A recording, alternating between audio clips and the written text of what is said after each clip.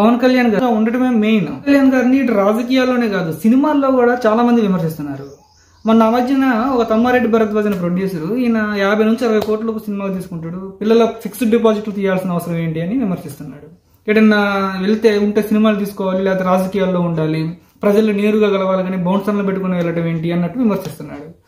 చూడండి భరద్వాజ్ గారు, మీరు ఏ పని చేయకపోయినా యూట్యూబ్లో వచ్చి కూర్చొని ఇంటర్వ్యూలు ఇస్తున్నారంటే మీ తాతలు తండ్రులు సంపాదించిన ఆస్తులు ఉన్నాయి కాబట్టి మీరు ఏం చేసినా సరిపోతుంది. కానీ పవన్ కళ్యాణ్ గారు అలా కాదు కదా, ఆయనకున్న ఇన్కమ్ సోర్స్ ఒకటి మూవీస్.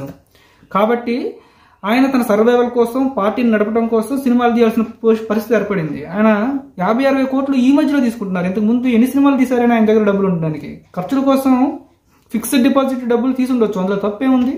మళ్ళీ కొంతమంది ఏమంటున్నారంటే పవన్ కళ్యాణ్ గారు 3 పెళ్లిళ్ళు చేసుకున్నారు, పెళ్లిళ్ళ కళ్యాణ్ అన్నట్టు విమర్శిస్తున్నారు. ఆయన 3 పెళ్లిళ్ళు ఒకేసారి చేసుకున్నాడా? ఆయన చట్టబద్ధంగా డైవర్స్ ఇచ్చిన తర్వాతనే మళ్ళీ పెళ్లి చేసుకోవడం జరిగింది. దీనిపైన అన్స్టాబుల్ ప్రోగ్రామ్ లో బాలకృష్ణ గారు కూడా ఘాటుగా ఒక కౌంటర్ ఇచ్చారు. ఇంకోసారి కనుక ఈ విషయం గురించి మాట్లాడితే వాళ్ళు కుక్కలతో సమానం అన్నారు. ఇంతకు మించి ఎవరు దీనికి ఆన్సర్ చెప్పలేరు. చాలా మంది రాజకీయ నాయకులు ఇతన్ని package star, part time politician అని విమర్శిస్తున్నారు. అతను ప్యాకేజీ స్టార్ అంటే అతను ఒకరికి అమ్ముడుపోవాల్సినంత అవసరం వచ్చింది. కళ్యాణ్ని ఎంత డబ్బులు ఇచ్చి మీరు కొనగలుగుతారు? 100 కోట్ల 200 కోట్ల? ఆయన ఒక సినిమా తీస్తేనే 60-70 కోట్ల రూపాయలు రెమ్యూనరేషన్ ఇస్తున్నారు. ఒక 1 year లో 3-4 ఫిల్మ్స్ తీసాడంటే 200-300 కోట్ల రూపాయలు సంపాదించగలడు. అతను ఒకరికి అమ్ముడుపోవాల్సిన అవసరం లేదు, ప్యాకేజీ స్టార్గా మారాల్సిన అవసరం అంతకన్నా లేదు. ఆయన పార్ట్ టైం పొలిటీషియన్ గా మారుతున్నాడు అంటున్నారు. మరి మీరందరూ బిజినెస్లు చేయట్లేదా? ప్రతి ఏ రాజకీయ నాయకుడు బిజినెస్ లేకుండా ఉన్నాడు చెప్పండి ఒకసారి చూద్దాం. ఆయనకి సినిమా అనేది ఒక బిజినెస్, ఆయనకి మెయిన్ ఇన్కమ్ సోర్స్ అనేది సినిమాల నుంచి వస్తుంది. కాబట్టి ఆయన సినిమాలు తీసి ఆ వచ్చిన డబ్బుల ద్వారా రాజకీయాలు నడుపుతున్నాడు. ఆయన కుటుంబ ఖర్చుల కోసం, రాజకీయ పార్టీ నడపడం కోసం ఆయన సినిమాలు తీయాల్సిన పరిస్థితి ఏర్పడింది. దీంతో పాటు ఆయనతో నటించిన తోటి నటులు కూడా అతను విమర్శించడం మొదలుపెట్టారు. అలీ గారు కూడా ఒక వీడియో రిలీజ్ చేసి మరి నీ వల్ల నేనేం లేను, నేను నా స్వశక్తితో ఎదిగాను, నా కాళ్ళ మీద నేనే నిలబడ్డాను అన్నాడు. ఓకే, మీరు చాలా గొప్ప నటులు, మంచి కమెడియన్, మీ స్వశక్తితోనే మీరు పెరిగారు. కానీ ఆ రేంజ్లో వీడియో పెట్టాల్సిన అవసరం లేదు. ఎందుకంటే మీకంటే గొప్ప కమెడియన్స్ చాలా మంది ఉన్నారు. కానీ ఎవరికి రాని క్రేజ్ మీ ఒక్కరికి ఎందుకు వచ్చిందంటారు?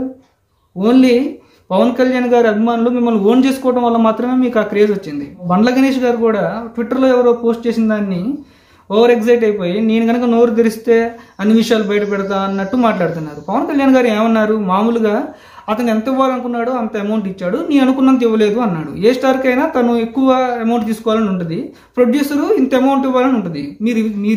మీరు ఇవ్వాలనుకున్న అమౌంట్ ఇచ్చారు అన్నారే తప్ప మీరు నాకు ఇవ్వాల్సిన రెమ్యూనరేషన్ ఎగ్గొట్టారని చెప్పలేదు కదా.